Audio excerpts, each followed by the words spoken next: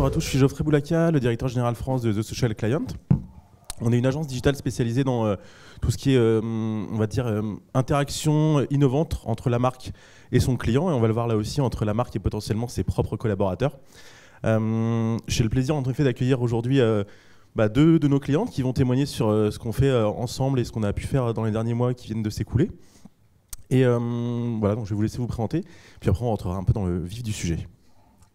Merci Geoffrey. Donc moi je suis Caroline Dezaguer, je suis en charge de la communication et de la marque pour Ramsay Général de Santé.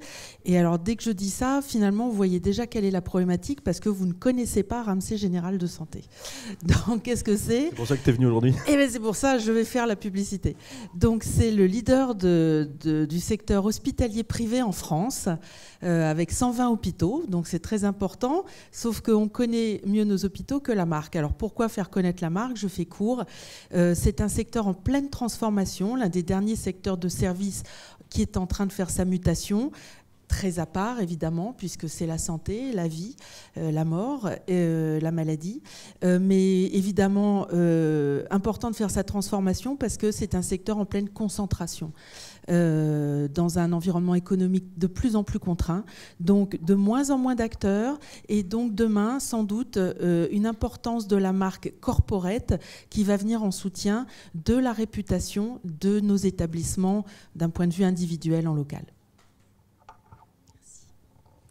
Bonjour à tous, donc je suis Anne-Sophie Manot, je suis en charge de la communication digitale et social media pour le groupe Vinci, donc acteur mondial des métiers de la construction et des concessions. Voilà, globalement. C'est 183 000 collaborateurs à travers le monde et une présence dans une centaine de pays. Voilà. Et donc du coup, on est assez content de partager ce sujet qui est un petit peu, on va dire, différenciant dans le domaine du social media. Souvent, le social media, c'est associé à des marques de luxe, à des marques premium, à des marques très grandes conso. Et on avait vraiment à cœur de partager ce sujet autour du corporate, d'où ce titre un petit peu ironique, de dire qui venait finalement le social media à la rencontre du corporate pour le sauver, ou en tout cas travailler la partie brand advocacy notamment. Et on va peut-être commencer par la partie Ramsay en se disant finalement... Comment est-ce que la problématique que vous aviez en novembre dernier, donc l'année dernière sur la partie Moi sans tabac, qu'on a peut-être tous revu passer il y a quelques semaines, comment on est parti de ce constat-là qui était vous êtes partenaire du ministère, vous avez ce sujet-là pour en faire finalement un sujet de communication, un sujet de notoriété et un sujet encore une fois de brand advocacy par rapport à vous ?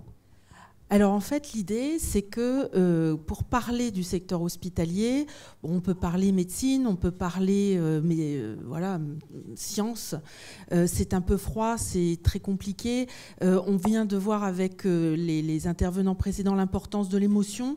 Et donc en fait, on axe beaucoup notre communication corporate et voilà, et l'évolution qu'on veut en obtenir en termes de visibilité et de réputation sur la prévention santé au travers de notre fondation. Donc, je m'occupe également de la fondation Ramsay Général de Santé.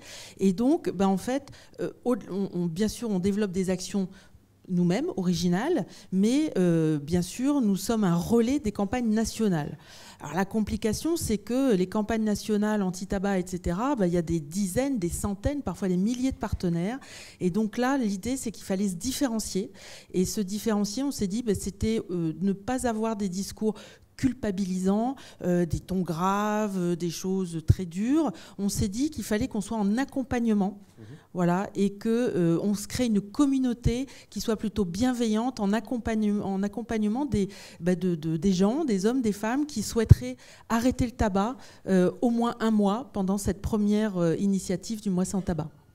Et du coup, j'ai souvenir que ta demande, c'était aussi de dire on veut que ce soit décalé, mais pas au sens provoquant, mais plutôt au sens... encore une fois, bienveillant, hein, je pense que c'est un des termes que tu as utilisé qui était extrêmement important. Et c'est comme ça qu'on a voulu essayer de personnifier du coup un univers et qu'on a créé une tribu des sans-tabac qui prouvait finalement que c'est à la fois un sujet qui peut toucher tout le monde, mais sur lequel le fait de passer outre, de réussir à arrêter, c'est aussi un sujet pour chacun. Dans sa famille, dans son cercle d'amis, au travail, et que finalement tout le monde peut aider l'autre par rapport à ça, à lui partager soit des conseils, soit des encouragements. Et c'est comme ça qu'on est né la fameuse tribu des sans-tabac. Oui, c'est ça. L'idée, c'était qu'on souhaitait que les gens s'identifient à cette famille, à ces petits personnages. Donc, on va les voir après. Hein. Ouais, il y a toute une famille et chacun avait ses objectifs, son histoire personnelle. Alors, il y en a une qui voulait courir le marathon de New York. Il y a un monsieur dont la femme était enceinte, ils allaient avoir un bébé, donc il fallait qu'il arrête aussi le tabac, etc. Donc, des situations qu'on a travaillées ensemble pour que chaque personne qui fume et qui aurait envie d'arrêter puisse se retrouver dans l'un ou l'autre des personnages. On leur faisait vivre des aventures pendant tout ce mois. Et puis, là, c'est aussi l'avantage d'être un acteur de santé, c'est-à-dire qu'on mettait vraiment du vrai dans tout ça. C'est-à-dire qu'on expliquait qu'au 3e jour, par exemple, je ne sais plus exactement le nombre de jours, on redécouvre les saveurs, on redécouvre les odeurs. Voilà, tout ça était à la fois du storytelling un peu inventé, mais aussi avec des références médicales véritables. Et on a vu, ça a été assez formidable parce que dès le début, on a eu des milliers d'interactions. Et moi, ce que j'ai trouvé formidable, c'est que les gens interagissaient avec les personnages, comme si c'était des vrais gens. Et ils disaient vas-y Marie, tu vas y arriver à faire ton marathon de New York, moi j'y suis arrivée. Et ils racontaient leur vie. Et ça, c'est formidable. C'est aussi une façon de faire de l'émotionnel par le biais de l'identification. Et le mélange avec les pastillons, on va dire, vraiment métiers, qui pour le coup permettaient quand même de faire passer un certain nombre de messages. Du coup, côté Vinci, en fait, une problématique qui est différente, mais finalement avec une certaine similarité, qui était le fait qu'il y avait un temps fort aussi chez vous, avec cette nouvelle campagne corporate autour, tu vas nous en parler, d'une thématique assez forte, et qui finalement était aussi à retraduire, à appliquer en social media, en se disant il y a une belle communication marque. Comment on le réintègre dans une dimension social qui a des codes, des contraintes, des opportunités aussi. Est-ce que tu peux nous raconter un peu comment on a procédé par rapport à ça ? Oui, alors effectivement, une nouvelle campagne marque employeur pour Vinci. Donc on avait déjà posé le ton et l'univers.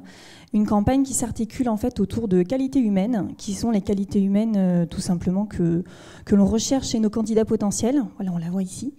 Que l'on recherche chez nos candidats potentiels, mais également qu'on chérit chez nos collaborateurs et qui caractérise notre façon d'exercer nos métiers partout à travers le monde. C'est vrai que cette campagne, alors au-delà d'une campagne de recrutement, c'est une campagne d'image surtout, c'est une campagne marque employeur qui a vraiment vocation à inscrire durablement Vinci dans l'esprit de candidat potentiel. L'idée, c'est de se dire que demain, un candidat, on a envie qu'il pense à Vinci au moment où il va prendre une décision, peut-être de quitter son entreprise actuelle ou en tout cas de se lancer peut-être dans autre chose. Et on a articulé cette campagne autour de 5 adjectifs qui sont donc du coup les qualités humaines qui sont chères à notre groupe. Donc là, on en voit 2 qui sont trop créatifs, par exemple, ou trop audacieux, mais on a également trop généreux, on a également trop ambitieux, on a trop curieux. Voilà, c'est vrai que cette campagne, c'est une campagne de la diversité, c'est une campagne qui incite tout simplement des candidats à venir enrichir nos entreprises de leur personnalité, voilà, globalement. Et c'est vrai qu'on avait cœur à utiliser notamment le social media, en tout cas à en faire un canal privilégié pour pouvoir engager justement candidats potentiels et collaborateurs, parce qu'une marque employeur, bien évidemment, ne se construit pas sans des collaborateurs. Donc on avait cœur à les engager, et bien sûr le social media s'est imposé comme un canal privilégié pour le faire. Le nom de la campagne, c'était « Vous serez bien chez nous », hein, c'est ça ? Vous serez bien chez nous, c'est ça. Et du coup, justement, si tu peux nous raconter d'un point de vue opérationnel, parce que c'est aussi ça qui s'est passé, il y a vraiment eu un certain nombre de choix assez forts, à la fois d'un point de vue caractérisation de l'opération, la façon en effet dont vous avez embarqué les collaborateurs derrière, un petit peu de détails par rapport à ça, puis on en reviendra après à la partie innovation spécifique. Là, je vais montrer juste quelques exemples de postes qui a pu y avoir. Mais voilà, est-ce que tu peux nous reparler un peu de cette partie justement très opérationnelle, comment ça s'est passé ? Oui, alors du coup, donc on a développé une activation dont on va parler juste après, une activation spéciale. Cette campagne, on a mis 2 ans à la développer. Voilà. Donc ça a été un travail de longue haleine dans lequel on a impliqué toutes les entités du groupe. Chez nous, il y a 3000 entreprises. Donc l'idée, c'était que tout le monde puisse se retrouver dans cette marque employeur. Et l'objectif, c'était d'arriver à s'asseoir sur les valeurs qui nous animent tous partout à travers le monde. Donc c'est vrai que c'est une campagne qu'on a notamment déployée particulièrement sur Facebook. On l'a déployée effectivement sur Twitter et sur LinkedIn, particulièrement sur Facebook, avec une événementialisation pendant 3 semaines de notre page corporate. Sur LinkedIn, on a également mené une avant-première collaborateur, c'est-à-dire que nos collaborateurs en fait, ont découvert la campagne 3 à 4 jours à peu près avant en fait, son lancement officiel, donc la prise de parole corporate de Vinci. C'était audacieux ça, comme les gens que vous cherchez. Audacieux, exactement. Mais après, c'est vrai que voilà, c'était un parti pris de se dire qu'on avait envie que ce soit eux tout simplement qui lancent en fait la campagne un peu avant tout le monde auprès de leur communauté, parce que ce sont nos meilleurs ambassadeurs. Et c'est vrai que la prise de parole corporate est arrivée peu de temps après, mais ça leur a laissé un peu de temps de pouvoir découvrir cette campagne aussi. On avait bien sûr fait des choses en interne aussi, mais à l'externe, de pouvoir partout à travers le monde la découvrir et de pouvoir la porter. On avait aussi des kits collaborateurs, donc ils pouvaient également la porter sur leur profil LinkedIn. Donc voilà, l'idée c'était qu'on fasse de nos collaborateurs les premiers ambassadeurs de cette campagne-là. Alors, du coup, j'aime bien vraiment l'aspect descriptif et vraiment la temporalité que tu décris ici, avec en effet la retraduction de l'idée de com, ensuite en social media, ensuite l'embarquement des collaborateurs, les différents canaux qu'on a pu utiliser pour le faire. Et puis, dans toute bonne campagne, même social media, il faut un temps fort. On a rajouté une activation, un format un peu spécifique. On va essayer de faire mentir encore une fois ce qui était dit tout à l'heure par rapport à ces chatbots idiots, puisqu'on a essayé d'en faire un plutôt un peu intelligent. Est-ce que tu peux nous raconter un peu comment fonctionnait le vôtre et comment, entre guillemets, ils reprenaient aussi ces 5 valeurs, notamment avec des petites expériences à chaque fois, qui font la preuve que c'est pas que du discours justement, mais qu'on s'engage vraiment et que la marque prouve qu'on est là-dedans dans la démarche d'activation. Alors donc du coup, un chatbot sur Facebook Messenger, un chatbot qui tout simplement en fait invitait candidats potentiels et collaborateurs tout simplement à relever des challenges autour de nos adjectifs. Donc charge à eux de nous prouver qu'ils étaient trop audacieux, trop ambitieux, trop généreux ou trop créatifs par exemple. À la clé, il y avait des dotations qui tiraient justement le fil, puisque pour trop audacieux, vous pouviez remporter un saut élastique. Voilà, on a poussé la réflexion jusque-là aussi.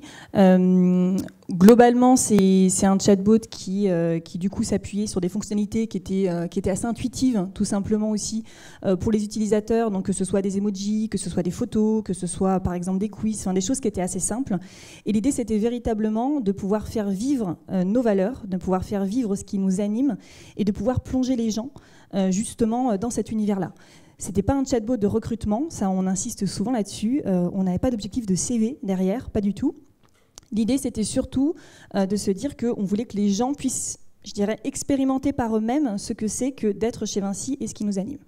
Et finalement, en effet, les moments de réponse et d'échange avec le chatbot prouvaient ça dans cette dimension innovante, les emojis, les images, vraiment de faire cette preuve, encore une fois, que le discours était appliqué dans l'expérience. Du coup, chez Ramsay, là aussi, une activation de ce même type en format innovant. C'est-à-dire qu'en plus d'avoir cet univers qu'on a créé sur les sans tabac, on va juste voir après d'un point de vue d'illustration ce que ça donnait. Là aussi, la volonté d'avoir un temps fort et surtout de surfer sur cette problématique du tabac où c'est important tous les jours d'être motivé.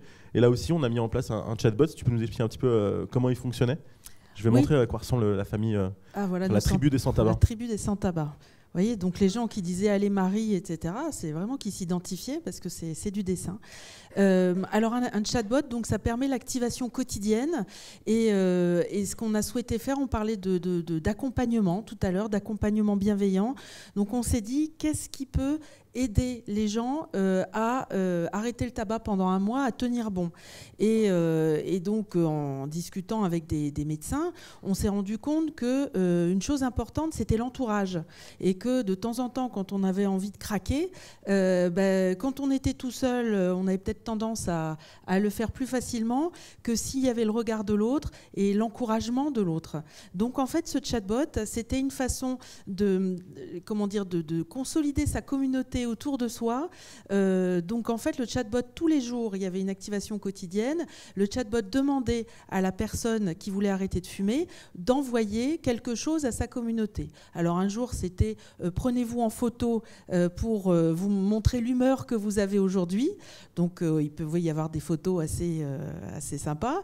Ou alors expliquez votre motivation à vos amis, à votre communauté, pourquoi vous voulez arrêter de fumer. Et donc il y avait donc une interaction entre la communauté et la personne.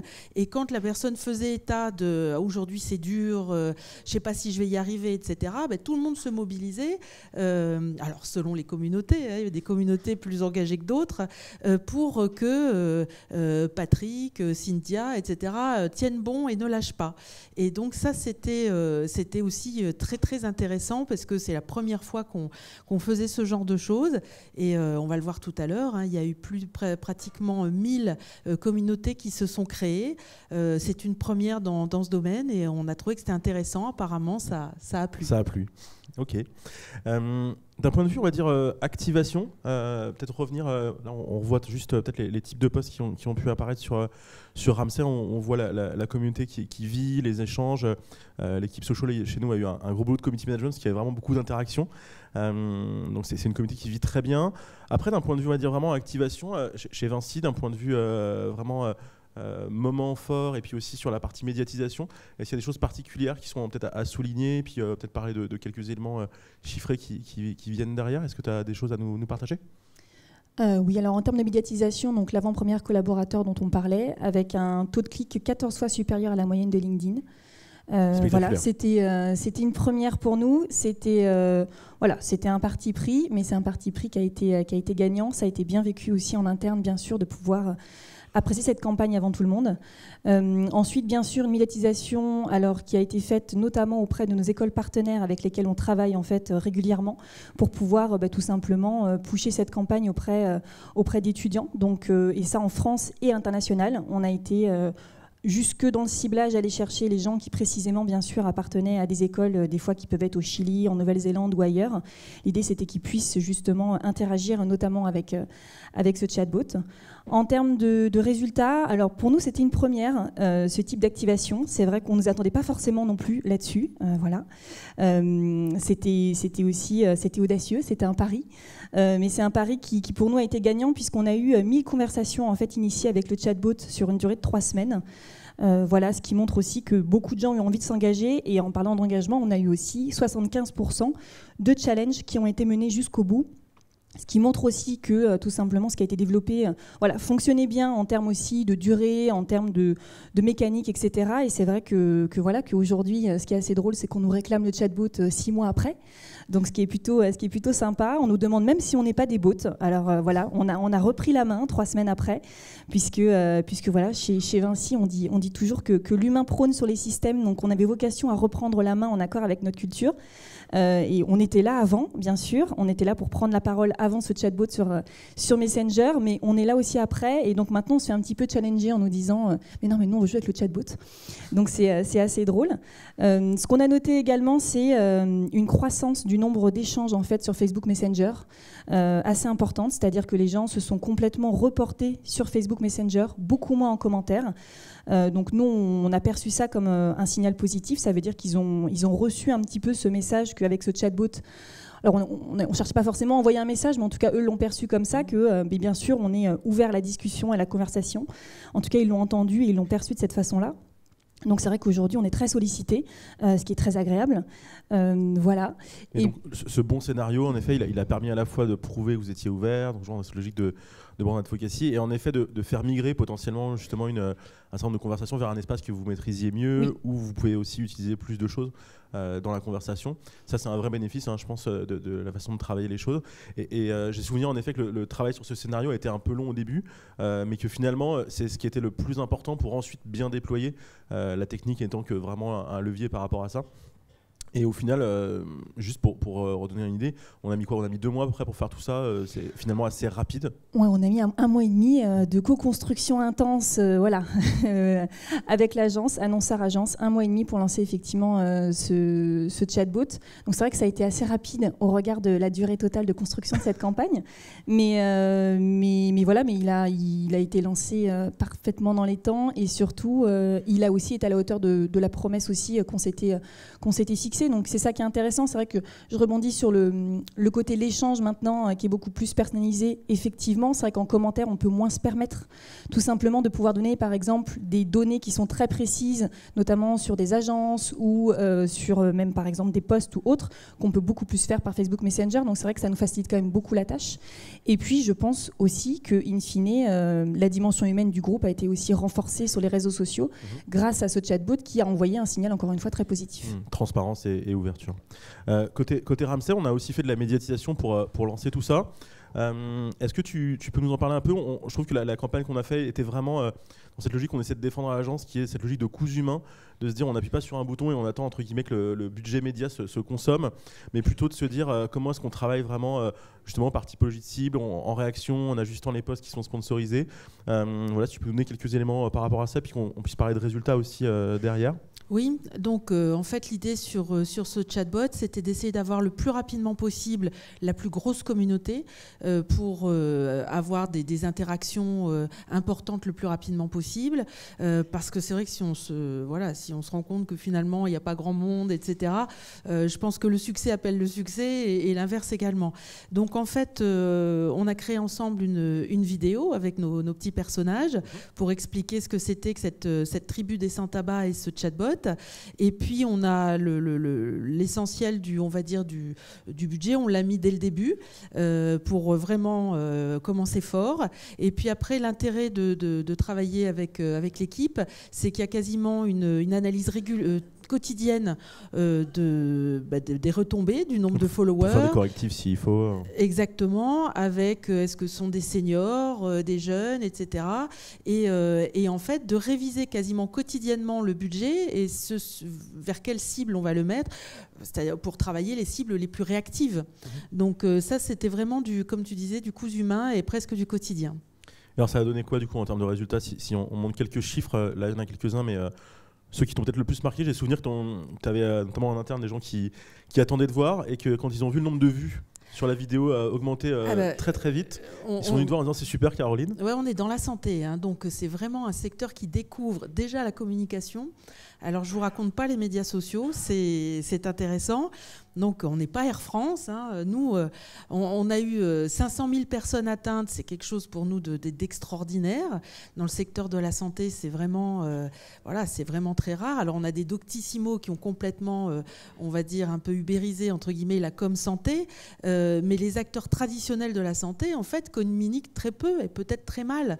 Tout est à faire. Donc 500 000 vues là en un mois, c'était super. 100 000 vues de la vidéo, les 1000 groupes de soutien, je vous en ai parlé. Ce qui nous intéresse énormément, évidemment, c'est le taux d'engagement, hein, parce qu'on veut voir, c'est bien, spectaculaire en effet, ouais. Mais réagir, c'est mieux. Donc on a eu en moyenne toujours plus de 3% de taux d'engagement et très régulièrement on dépassait les 6.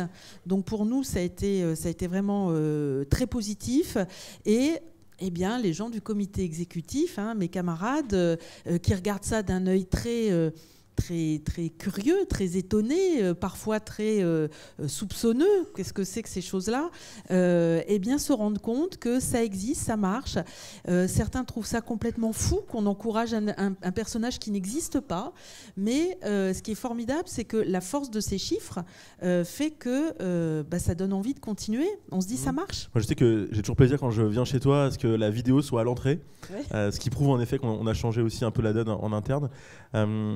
Pareil, tu as partagé quelques résultats tout à l'heure, Anne-Sophie, peut-être pour compléter, et notamment sur les bénéfices aussi, peut-être vis-à-vis de l'interne, la notion de conversation ouverte, le taux de clic, et puis néanmoins, c'était pas fait pour recruter, il y a eu quand même finalement une traction par rapport à ça. Bien sûr, effectivement, c'était pas fait pour recruter. L'idée, c'est d'être dans une optique vraiment long terme. Mais bien sûr, ça a eu un impact. La campagne au global a eu un impact très positif sur toute une partie carrière. Donc, on a eu une augmentation de 18% en fait, des annonces consultées sur notre partie carrière et une augmentation de 10% des candidatures déposées. On avait également un module qui a été mis en place sur notre site en fait, de personnalisation de cette campagne. Donc en fait, l'idée, c'est qu'aujourd'hui, des candidats peuvent s'approprier cette campagne avec leurs photos au nom, bien sûr, avec quelque chose qui en tout cas représente ce que c'est peut-être que pour eux d'être trop créatifs chez Vinci, ou en tout cas ce qu'ils aimeraient faire de trop généreux chez Vinci demain. Voilà. Ce qui est intéressant aussi sur la mécanique chatbot, c'est que sur 5 gagnants, on a eu 3 gagnants collaborateurs. Ça a été voilà. Sachant que nous n'avions pas du tout fait ça pour ça. Je dirais, on avait laissé ça ouvert complètement. On ne s'était pas fixé de quota particulier ou autre. Juste, voilà, le hasard a fait que 3 collaborateurs Vinci sur 5 gagnants, parce qu'ils prouvent qu'ils sont bien chez nous. Donc du coup, c'est plutôt sympa. Voilà. Et eux étaient super contents aussi, bien sûr. Mais c'est vrai que ça fait partie d'un retour au-delà du quantitatif, qualitatif, qui prouve aussi que c'est vrai que cette campagne et cette activation ont vraiment permis, je dirais, de rendre candidats et collaborateurs acteurs aussi de cette marque employeur, et c'était l'objectif pour nous. D'accord, donc un bénéfice induit finalement, mais qui s'est vraiment révélé très, très positif. On va conclure juste pour vous demander finalement, ça c'était on va dire l'année dernière et toute cette année, qu'est-ce que vous avez envie de faire pour 2018 ? Qu'est-ce que vous nous concocter encore, parce qu'on sait que souvent là, une collaboration c'est fait de temps fort comme on les a vus là, mais c'est aussi fait de moments d'entretien et puis peut-être de relance. En tout cas, on a l'habitude de travailler comme ça avec nos clients. Qu'est-ce qu'on va faire de beau en 2018 Qu'est-ce que vous pouvez faire comme teaser? Alors déjà, pour expliquer que suite à ce succès de la tribu des sans-tabac, on a travaillé ensemble et en mai dernier, on a agrandi la tribu. C'est devenu les générations prévention. On parle bien sûr du tabac, mais on parle de plein d'autres choses, de tous les domaines de la prévention santé, de tout ce qui est sommeil, stress, nutrition, activité physique, puis voilà, de tout, en lien évidemment avec nos équipes médicales qui nous permettent à la fois, donc on fait des choses ludiques, pédagogiques, mais avec un fond médical important. Et on a intégré, là on rejoint la brand advocacy, on a intégré dans cette famille des générations prévention une infirmière, Louise, une infirmière Ramsay Générale de Santé, qui donne des conseils et qui est là pour justement représenter cet aspect médical. Donc ça, c'est important. Et pour faire rapide, on ne peut pas tout dire, hein, mais on est en train de travailler ensemble à créer quelque chose de vraiment novateur en termes de prévention santé pour que, en fait, ce qu'on veut, c'est Doctissimo, c'est bien, mais en fait, c'est Madame Michu qui donne des conseils à Madame Michu bis. Et là, ce qu'on veut, c'est vraiment que ce soit le corps médical qui puisse répondre, on va dire en temps réel, à toutes les questions de prévention santé qu'on peut se poser. C'est extrêmement ambitieux. Donc voilà, il faut que tout à l'heure, on y retourne directement travailler. Voilà, on va essayer de profiter de la journée. Puis il y a peut-être juste un dernier mot d'Anne-Sophie, parce qu'on est en train de terminer le timer. Alors, bien sûr, des choses en 2018. Comme Caroline, je ne peux pas trop en dire encore. Mais oui, la marque employeur Vinci, on a vocation à l'inscrire dans le temps. Donc oui, il y aura encore des choses à venir en 2018. Des activations vis-à-vis de nos publics externes, bien sûr, mais également de nos publics internes, encore une fois, vis-à-vis de nos collaborateurs. Et puis voilà, on a cœur encore à partager nos valeurs et notre culture Vinci. Merci à toutes les deux. Bonne journée à tous.